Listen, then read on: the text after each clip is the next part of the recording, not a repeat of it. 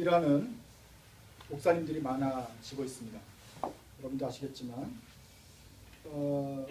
그런 이유가 좀 있습니다. 한국의 교회가 성장세가 감소되었기 때문에 그렇습니다. 그런데 졸업생들은 줄지를 않았습니다. 가뜩이나 이제 힘든데 기존에 있던 목사님들은 은퇴 연령이 점점 늦춰지고 있습니다. 그러니까 65세 은퇴하셔도 지금 심각한 상황인데 그걸 70살 더 넘어서까지 은퇴 연령을 바꾸기 때문에 이 정체 현상이 목사님들의 그 정체 현상이 많아지고 있는 것입니다. 목회자가 줄고 목회할 곳이 줄고 그다음에 목회 후보생들은 남아도는 그런 기현상이 벌어지고 있습니다.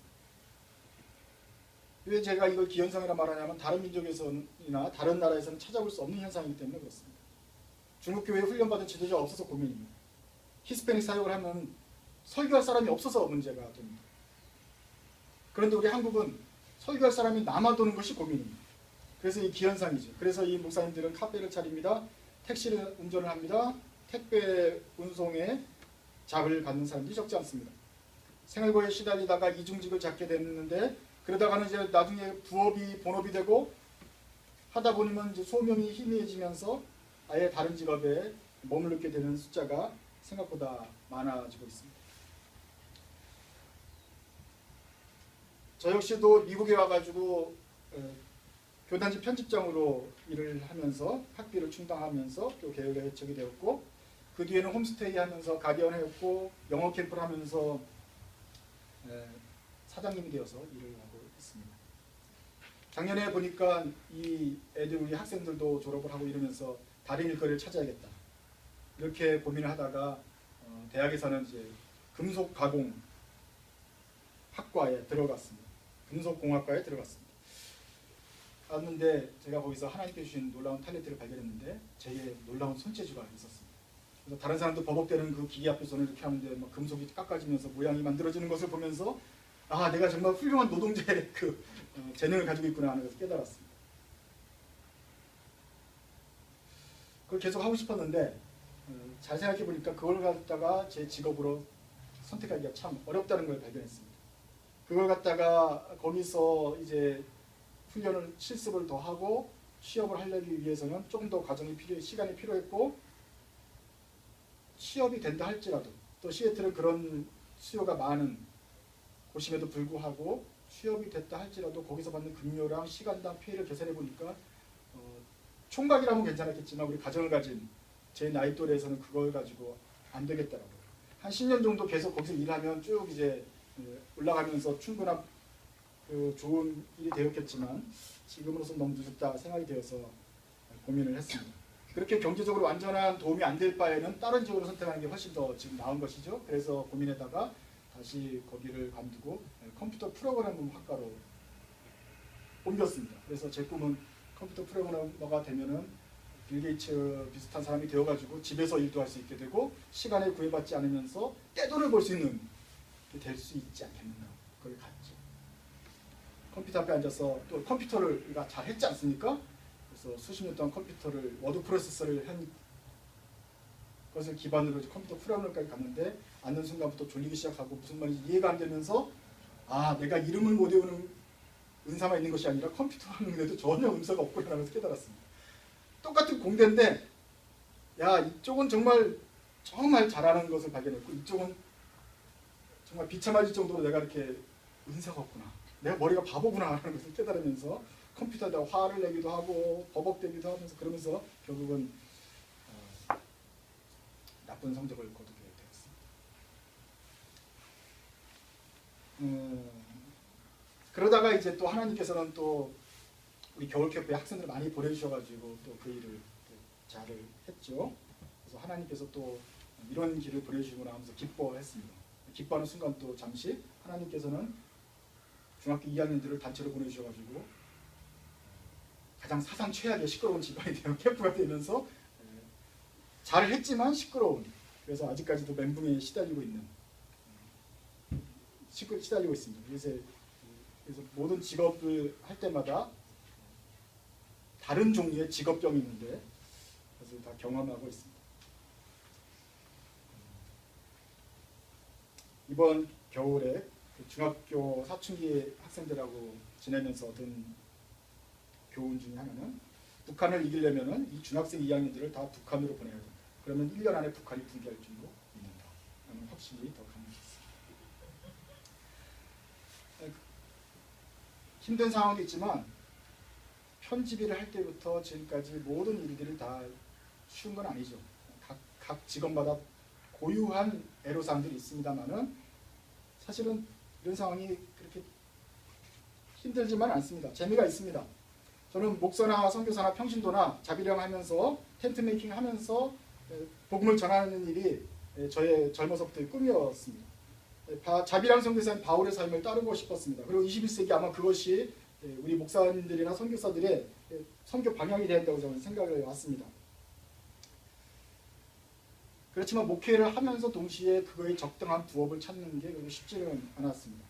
그래서 지금까지도 여러 가지 가능성을 두고 어떻게 하면 목회를 잘하면서도 일을 잘하면서 이 것들을 조화롭게 하면서 하나님의 나라를 섬길 수 있을까 하는 것을 제 생체 실험을 해가면서 경험을 하고 있습니다. 이렇게 하는 이유는 만약에 제가 그 좋은 길을 발견하게 된다면 우리 저 후배들에게 길을 좀 안내해 줄 수 있기 때문에 그렇습니다. 만약에 제가 그런 어떤 좋은 길을 오늘 이 시대에 맞는 자비랑 사역의 어떤 모델을 개발해낸다고 한다면 또 고민하는 목회자들과 또 가정을 책임져야 되는 우리 가장으로서의 신학생들에게 또 꽉 막힌 한국교회의 현실, 선교 현실을 타개하는데 혁혁한 업적을 세울 것이다 라고 생각하고 있습니다. 오늘 어쨌거나 이런 문제를 좀 다뤄보고 싶습니다. 바울이 고린도 교회에서 자비랑을 했습니다. 고린도 교회에 갔을 때는 바울이 기댈 곳이 아무것도 없었습니다. 원래 그 그리스로 가는 것 자체가 바울의 계획이 없었습니다. 그래서 성령께서 부르셔가지고 빌립보로 갔다가 데살로니가 갔다가 뭐 베레아 갔다가 데살로니가 갔다가 아테네 갔다가 온 곳이 고린도입니다.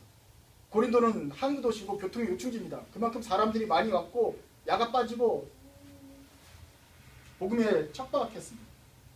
바울이 고생을 했지만 그래도 거의 또 받아들인 사람이 있죠. 한두 명 받아들였는데 바울이 거기서 교회를 개척하고 있는데 또 하나님께서 좋은 부부를 붙여주셨어요. 그게 브리스길라 아굴라 부부입니다. 브리스길라가 여자고 아굴라가 남자인데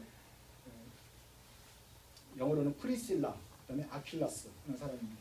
이 사람이 로마에서 그 유대인들 나가라는 것 때문에 나와가지고 그리스에 살게 됐는데 마침 이 사람들이 무역도 하고 천막을 하는 거였어요. 바울이 그들과 업이 같아서 바울이 그들과 함께 일을 했다고 했습니다. 바울은 원래 뭐 선교사이기 때문에 그들과 업이 같을 리는 없는데 업이 같다는 소리 뭐냐면 기술이 있었어요. 바울이. 그러니까 이 사람들이 텐트를 만드는 사람들이었기 때문에 바울이 텐트 만드는 기술을 가지고 같이 동역이 아니죠. 그 밑에 가서 일을 하면서 생활비를 충당하면서 선교를 했던 곳이 바로 고린도입니다. 바울이 태어난 곳이 어디입니까? 바울의 고향은 터키 남부의 다소라는 곳입니다. 그 다소라는 그 마을에 있는 그 지역이 바로 터키에서 이제 예루살렘으로 꺾어져 내려오는 바로 그 중간에 있는 곳인데 거기이기 때문에 유목민들을 위한 텐트 만드는 것들 발달을 했습니다. 염소 털을 꼬아가지고 염소 털을 가지고 실을 짜고 그 실로 양탄자를 만들고 그것을 걸치면 이제 텐트가 되는 것이죠.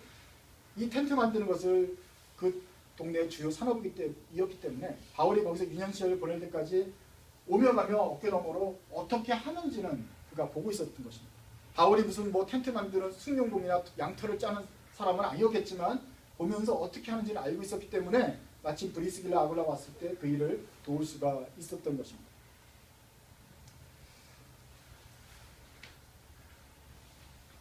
브리스길라 아굴라도 그 사람을 바울을 좀 도와주고 싶었어도 같이 믿음을 가졌기 때문에 바울 때문에 믿음을 갖게 된 사람들이기 때문에 바울을 고용하고 싶어도 일을 할 수 있어야지 돕겠죠. 근데 마침 바울이 텐트 만드는 환경을 좀 익숙했기 때문에 같이 할 수 있었던 것 같습니다.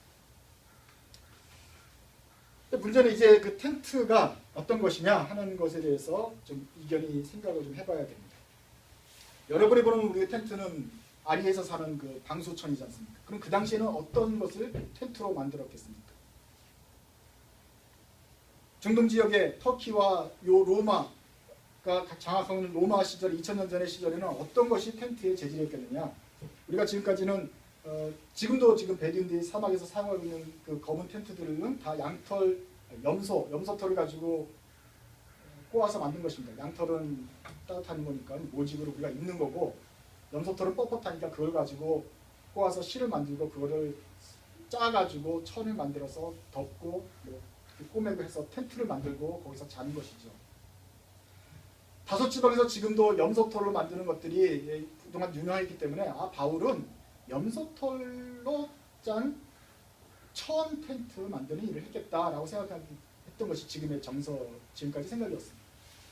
그런데 이제 80년도 들어서부터인가 그것에 대한 좀 다른 생각들이 나오기 시작했습니다. 그 뭐냐면은 로마 시대의 텐트 재질이 주로 쓰는 것이 염소털 텐트가 아니었다. 주로 사용했던 것은 가죽 텐트였을 것이다. 사막 지방에는 비가 별로 안 오기 때문에 염소털을 이렇게 얼기설기해도 막아낼 수 있습니다. 하지만 나머지 지중해 지역에는 비가 오면 염소털 안은 다 물에 젖으니까 안 되죠. 사람들이 선호했던 것은 가죽 텐트입니다. 그래서 가죽을 가지고 텐트를 치게 되면은 거기서 장사도 하고 뭐 그렇게 되는 거죠. 텐트를 치고 잘 수도 있겠지만 장사하려면 이렇게 지붕 덮개를 해놔야 그 그늘 아래서 물건도 팔기 때문에 이 수요가 많았다는 것이죠. 그래서 오고 가는 사람들이 그 텐트를 짊어지고 가면서 또 좌판을 벌리고 하려면 텐트를 사야 됐고, 또 찢어지면 또 그걸 꼬매는 사람이 있어야 되기 때문에 그 텐트 업자들이 있었던 것입니다. 그렇게 될 때 우리가 바울의 텐트 메이킹하는 바울에 대해 생각하는 것이 조금 달라집니다. 과연 바울의 텐트 메이킹이 어떻게 됐느냐? 천을 만들고 할 것 같으면 사람들과 모여서 이렇게 양털을 짜고 하는 좀 앉아서 하는 직업으로 생각했겠지만, 만약에 가죽 텐트 만드는 것이었다고 생각한다면 바울의 일상이 어떻겠는가? 가죽을 두들겨 가지고 넓게 펴야 됩니다.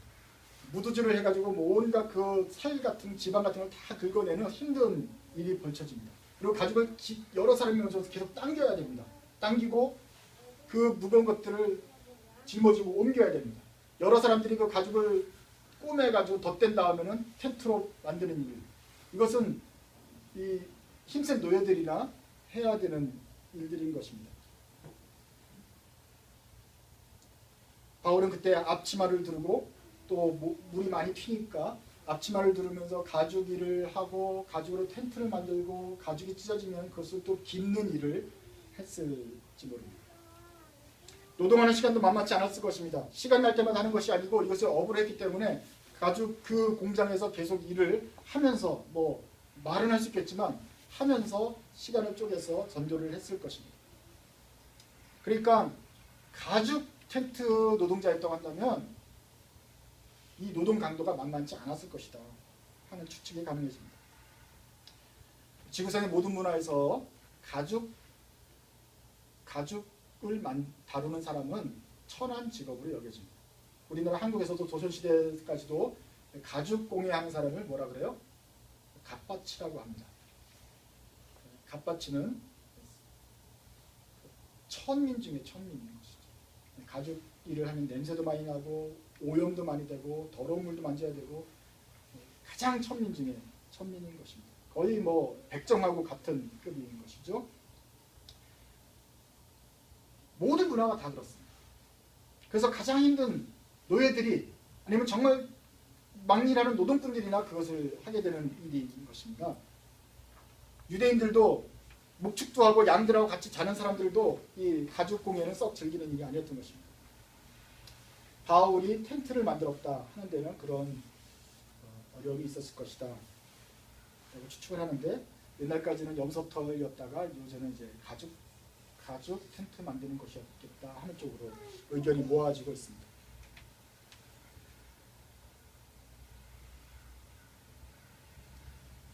그렇지만 이 바울에게 있어서 자비라는 개념이 전혀 낯선 것은 아닙니다. 바울이 유대인으로서 가발리엘 문화에서 유대의 랍비 훈련을 받았지 않습니까? 근데 랍비들도 자비량을 했어요. 랍비들이 자비량을 하면서 가르쳤던 일들은 뭐냐면은 랍비들이 계속 받아가지고 교회에서 그 회당이나 거기서 주는 후원을 가지고 살 게 아니라 랍비들도 일을 해야 된다 하면 좋다.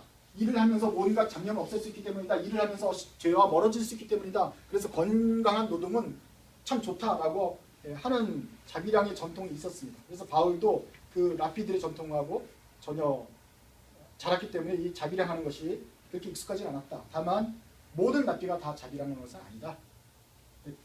다 하는 것이 아니라 보통은 다 그냥 일을 안 하는 게 대부분이었고 몇몇 랍비들이 특수한 경우에 자비량을 했다 하는 것이죠. 이 전통이 사도들에게도 이어집니다. 사도들도 종교 어떤 지도자로서 랍비들의 전통과 비슷하게 나가는 것이죠. 그래서 예를 들면 다른 사도들은 다 일을 하지 않고 성도들이 주는 헌금에서 또 생활비를 충당하고 했습니다. 베드로를 보십시오. 바울이 이렇게 말하지 않습니까? 베드로는 아내를 데리고 다닌다. 내가 그럴 권위 없느냐? 베드로는 아내를 데리고 다니면서 가족을 데리고 다니면서도 일을 하지 않고 전적으로 말씀을 전하는 사도였습니다. 바울도 그렇게 할 수 있었지만 고린도에서는 그렇게 하지 않았습니다. 바울이 늘 한 것이 아니고 에베소에서는 밤낮으로 하나님 3년 동안 말씀을 가르치고 다른 곳에서는 여행하면서 전적으로 말씀을 가르치고 전무했지만 고린도에서는 특별한 환경 속에서 자비량을 기꺼이 감당하면서 자비량을 했습니다. 이것이 바울의 어떤 특징입니다. 왜냐하면 그가 선교사였기 때문에 그렇습니다. 하나님의 부르심에 자발적으로 순종한 선교사. 에베소 교회의 목사였습니다. 안디옥 교회의 목사였습니다. 목사를 하는데 선생님이 선교를 보내셨기 때문에 바울과 바나바가 선교사 길을 간 것입니다. 그러고 나서 또 때가 되니까 우리 2차로 또 나가자, 3차로 또 나가자 하면서 선교사 일을 자청해서 나간 것입니다. 그리고 교회가 세워져 가지고 충당해주고 도와줄 만한 곳에서는 충분히 일하지 않고 밤낮으로 말씀을 가르쳤지만 고린도 같은 척박한 곳에서는 자기가 일을 기꺼이 감당하면서도 교회를 세우는 데 자신을 들였다 하는 것이죠. 그래서 바울에게 있어서는 자비량을 하면 된다. 아니 꼭 해야 된다. 아니면 목사는 자비량을 하면 안 된다. 그냥 목회만 해야 된다. 이런 어떤 논리적인 그런 교리적인 문제가 아니고 상황이 주어지면 그 상황이 열린 대로 선교가 일어나는 쪽으로 자기 자신을 맞춰갔던 것입니다. 그러니까 상황이 어떠냐에 따라서 자신을 맞춰가면서 더 큰 목적을 달성하기 위해서는 자비량을 하던 전적으로 말씀을 전하던 했다.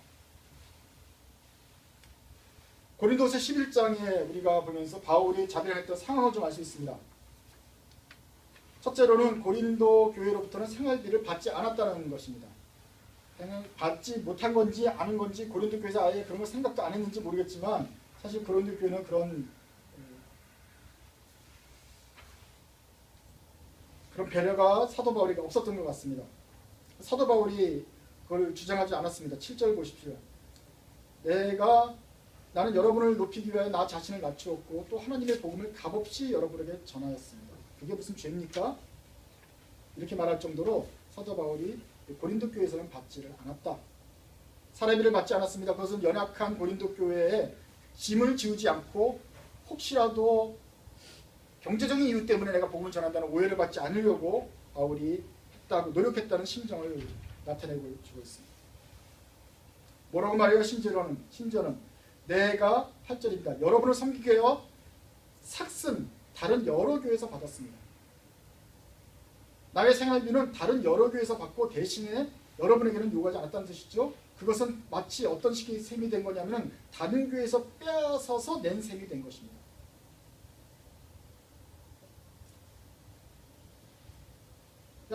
차라리 여러분들이 내야 될 걸 다른 교회에서 도둑질해가 뺏어서 내가 이쪽으로 채운 것처럼 이렇게 돼버릴 정도로 여러분한테는 부담을 지우지 않았다 이런 말을 하고 있습니다. 왜 바울이 이렇게 하필 좀 이렇게 강조해서 이야기를 말합니까? 오늘 바울이 지금 처한 상황이 조금 애매해서 그렇습니다. 뭐냐면은 고린도 교회에 돈을 좀 내라고 하고 있잖아요. 예루살렘 교회에 지금 기분이 들어서 돈을 걷는 상황입니다. 그러니 지금까지 돈을 한 번도 안 달라던 사도가 갑자기 돈을 달라고 하니 이게 무슨 일이냐 이 공격의 빌미가 될 수 있죠. 봐봐, 바울이 자기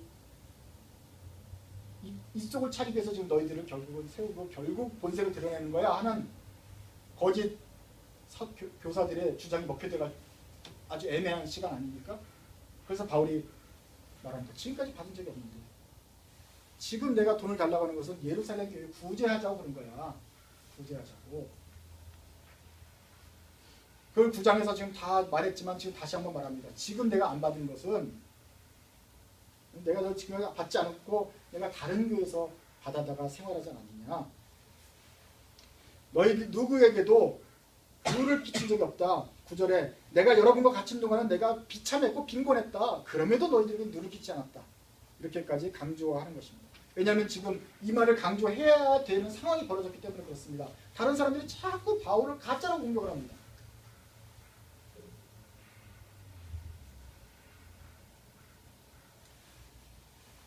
그런 상황에서 바울은 여러 차례 야 내가 좀 어리석은 말 좀 하겠다. 내가 좀 부끄러운 말을 내 입으로 해야 되는데 하면서 자기 이제가 그러지 않은 참 좋은 사도고 정직한 사도이며 그러면서 너희들의 누를 끼치 않으려고 하는 걸 보면 내 마음이 얼마나 진실한 줄 아느냐? 내가 다른 사도 거물급 사도들도 조금도 못한 것이 없는 것을 자기 입으로 표현해야 되는 그런 상황에 처해 있어서 오늘 뒤에 보면 자기가 고생한 얘기를 쭉 다 표현해내고 있는 것입니다. 바울이 텐트를 기우며 생활했다 하는 면에서 약점이 그러면서 끝까지 보이는데 자비량 사역의 장점도 있지만 자비량 사역의 약점이 있습니다. 몇 가지 먼저 좀 보면 좋겠습니다. 그 약점과 그 대안인데 첫째로는 자비량 사역을 할 때 우리가 목회와 함께 이중직을 갖게 될 경우에는 약점이 바로 시간 문제입니다. 목회에 24시간을 투자했던 사람이 시간을 쪼개가지고 일을 하게 된다면 당연히 시간이 분산이 되겠고 목회 시간이 줄어들겠죠. 그래서 어차피 이왕 갖게 될 거라고 한다면 이쪽에서 시간을 좀 작게 요구되는 직업을 찾는 것이 매우 중요합니다. 뭐 택시 운전하면서 막 10몇 시간씩 막 운전을 해야 되는 상황이라고 한다면 그리고 토요일 주일도 거의 뭐 힘든 상황이라고 한다면 목회를 할 수가 없지 않겠습니까? 그래서 적당한 직업을 택하는 게 참 중요하고 그 다음에는 하더라도 시간을 최대한 압축하고 또 목회 시간도 최대한 압축해서 두 개를 할 수 있을 정도로 시스템을 만들어 놓는 게 참 중요하겠습니다. 우리 교회에서는 벌써 10몇 년째 이제 한 장짜리 주보를 펴내고 있지 않습니까? 이거는 제가 게을러서가 아니고 시간을 압축하기 위한 고도의 계산 속에서 나온 것인데 얼마나 압축 절약이 되냐면은 주보 적는 시간이 절약이 됩니다. 주보를 안 적어도 된다. 그래서 뭐 많은 기독교회들이 주보 적는 데 시간을 막 모여가지고 주보를 계속 적고 있는 그런 시간인데 그런 걸 제하면서 우리가 해보자 하고 있는 거 아닙니까? 그건 시간 문제입니다. 회사에 취직하면 좋겠죠. 공장에 가면 좋겠죠. 그래도 할 수 있습니다. 그런데 문제는 시간에 들어가는 시간 나오는 시간 출근부를 찍어가면서 해야 되는 직업이라면 참 목회하면서 하기가 쉽지 않다. 목사가 주일날만 와가지고 설교만 하는 사람 그게 목사라고 한다면 그게 가능하겠지만 목회라는 게 그게 아니거든요. 설교를 1시간 하기 위해서는 8시간, 20시간 이상 준비를 해야 되는데 그 준비한 시간을 어디서 뺄 것이며 설교 많이 목사라고 한다면 우리가 밤에라도 준비할 수 있겠지만 목사 일은 그것이 아닙니다. 이웃교회랑 같이 연합해야 되죠. 같이 돌아봐야 되죠. 노예를 가야 되죠. 이사회도 참석해야 되죠. 선교하러 나가야 되죠. 이 일을 하려면은 고정적인 출퇴근하는 직업을 갖기가 좀 어렵습니다. 그러다가 교인 중에 상을 당하거나 목회적인 어떤 긴급한 니드가 필요할 때는 목사이기 때문에 모든 것을 중단하고 거기에 투입이 돼야 됩니다. 그런 종업원을 주인이 누가 좋아하겠습니까? 그래서 적당한 그래 출퇴근이 부정확해도 자유로운 그런 직업을 택하는 것이 참 좋겠다. 그러면서도 돈을 많이 벌려니까 더 어려운 것이죠. 두 번째로는 정신이 분산됩니다. 시간만 분산되는 게 아니라 정신이 분산됩니다. 이 일을 하다가 저 일을 하는데 동시에 그 사람이 머리가 그렇게 잘 돌아가지 않습니다. 잘 전환되지 않기 때문에 목회의 집중도가 떨어지게 될 것입니다. 그래서 제가 바라는 이상적인 직업은 만약에 그것이 충분한 생활비가 나온다고 한다면 한국처럼 안 되고 좀 미국이나 선진국처럼 육체 노동이 충분한 최저임금이 보장이 된다고 한다면 육체 노동이 좋다. 목수일이나 무슨 허드렛일이나 먹노동 같은 것들이 훨씬 목표에서 도움이 된다. 왜냐하면 최소한 이게 정신 전하는 면에 있어서 육체일 하면 아무 생각이 없거든요. 땅만 파면 되니까. 그러면서 생각도 내주고 밝아지고 설교 준비도 할 수 있고 이렇게 정신이 치유가 됩니다. 몸은 아프지만. 그 다음에 이제 몸을 쓴 다음에 주일날 와서는 또 머리를 쓰게 되기 때문에 골고루 혹사시킬 수 있기 때문에 좋습니다. 기도도 할 수 있고 생각도 할 수 있는 그런 어떤 단순 작업을 하면 좋은데 문제는 그것에게 어느 정도씩이나 그것들이 충분한 생활비가 안 되기 때문에 문제가 되죠. 바울이 아마 그 가죽 텐트 메이킹 하면서 살 수 있었던 거는 저쪽 교회들의 후원과 또 자기의 생활비를 맞춰서 나갔던 것과 더불어서 그가 독신으로 생활했기 때문에 가능했지 않을까 싶습니다. 목사들의 직업병 중에 하나는 운전하다가 설교를 준비한다는 것입니다. 하나님께서 갑자기 또 좋은 말씀 떠오르면 갑자기 운전대를 잡고 이렇게 창문을 향하여 설교를 하는 경우가 비일비재합니다. 문제는 그 은혜로운 시간이 참 좋은데 설교를 하다가 내려야 할 곳을 내리지 못하고 그냥 지나쳐서 다음 엑시까지 가는 경우가 상당히 많습니다. 그래서 그것은 바로 정신에 관한 문제인데 결론은 우버 택시 운전하면 안 되겠다. 우버 택시 운전하게 된다면 갑자기 하나님께서 좋은 말씀을 주셨을 때 그냥 같이 그냥 천국으로 가게 될 가능성이 많기 때문에 이거는 정말로 위험한 거라는 생각이 듭니다. 세 번째로는 이게 좀 제일 중요한 건데 사람들의 오해와 시선을 좀 극복을 해야 됩니다. 이 약점입니다. 세상 사람들은 그가 하는 일과 그가 받는 급료로 사람을 평가하게 되죠. 이런 곳에서 이런 세상에 살면서 목회자가 그의 목회적인 소명을 다 감당하기 위해서는 하려고 할 때 세상 사람들이 그 부업을 놓고 평가하는 그 평판에 휘둘리게 된다 하는 것입니다. 세상 사람들은 그가 목회를 할 때 전팀으로 목회를 하게 된다면 또 큰 교회 목회를 한다면 우러러보기 때문에 그 사람이 한 말이 비교적 쉽게 영향력을 미치면서 복음을 더 쉽게 목회를 할 수 있게 되는 가능성이 열립니다. 교회가 사이즈가 작으면 똑같은 말을 해도 더 어렵게 하고 더 많이 열심을 쏟아야 되는 것이 사실입니다. 그런데 그 사람이 잡을 갖고 있다 그럴 때는 사람들이 한 단계 더 낮춰보기 때문에 복음 말씀 전할 때 더 힘이 들겠지요. 그런데 이 잡이 컴퓨터 풀어가라고 하는 것과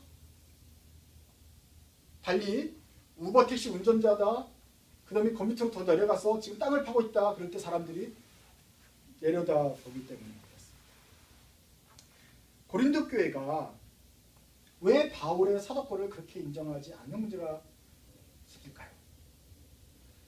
사도 바울이 일을 했던 것은 고린도 교회뿐만이 아니었을 텐데 왜 다른 곳에 비해서 사도 바울의 사도권을 인정하지 않는 문제가 이렇게 심각했을 것일까?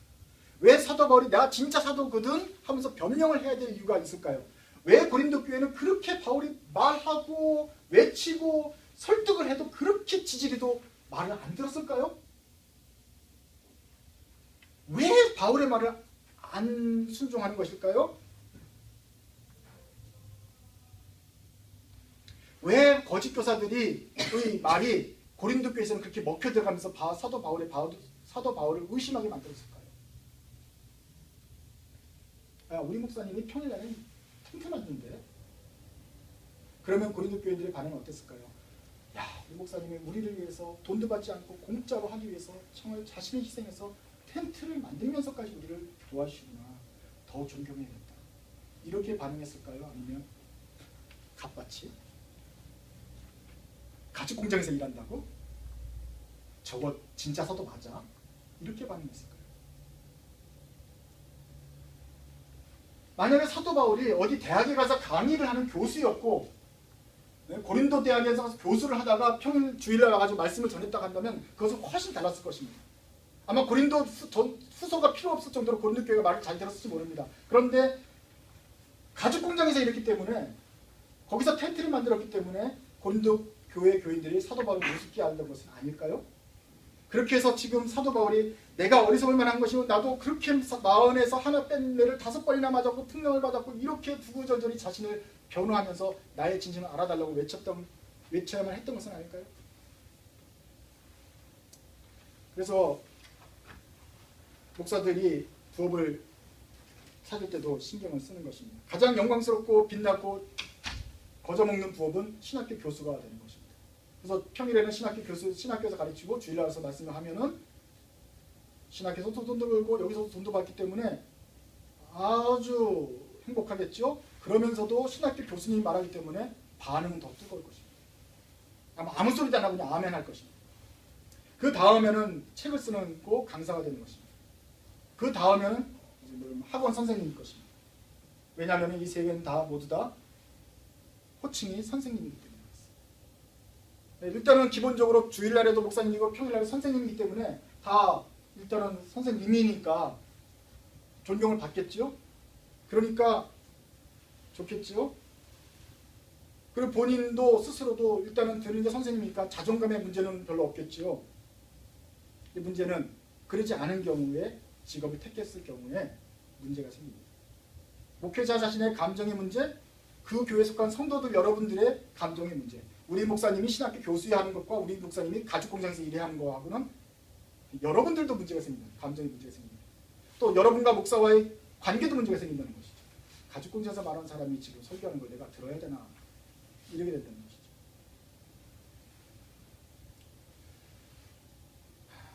사도 바울이 고린도에서 노예들과 같이 일합니다. 하층민들과 같이 일합니다. 그러면서 서로 가죽을 잡아 당기면서 그것을 틀에다 걸고 그것을 또 힘겹게 꿰매는 일을 하면서 바울이 행복했을까요?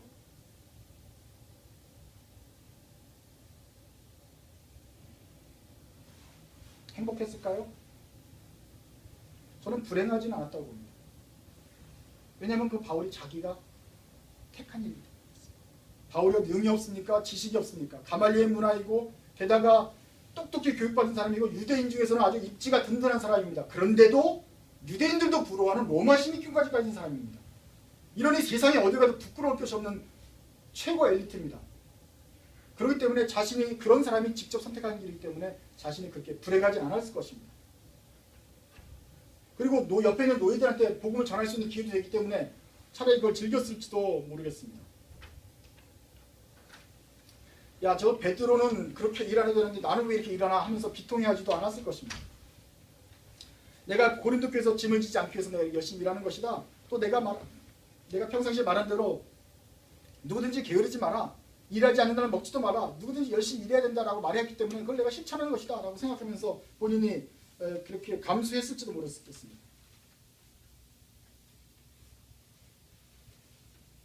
불행하진 않았을 것입니다. 그렇지만 바울이 그 가죽일을 즐겼을 거라고 생각하면 안 될 것 같습니다.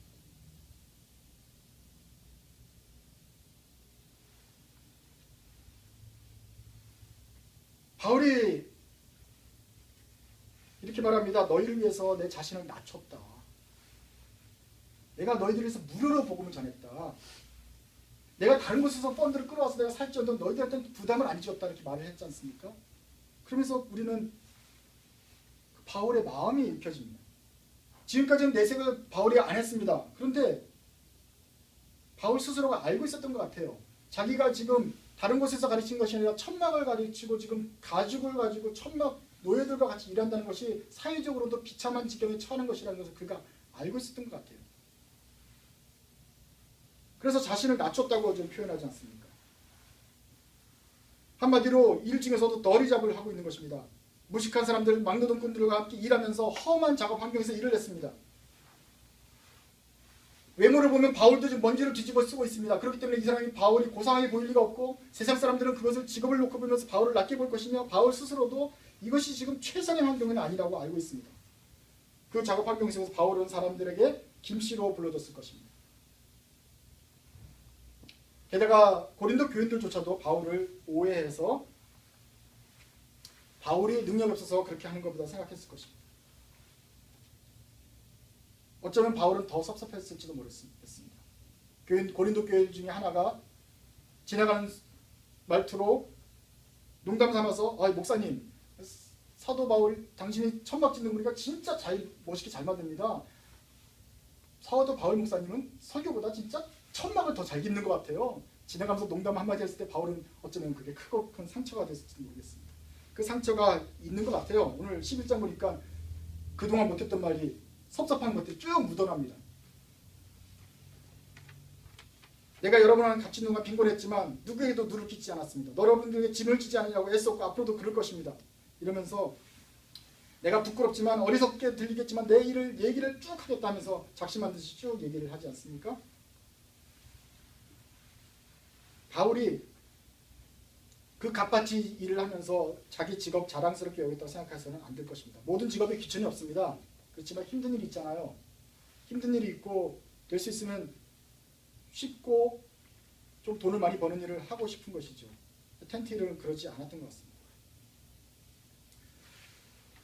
제가 자기량 사역을 생각만 하고 있다가 미국에 오면서부터는 벌써 이제 15년째 계속 일을 하면서 같이 하게 되었습니다. 감사한 일이죠. 그런데 그렇게 하면서도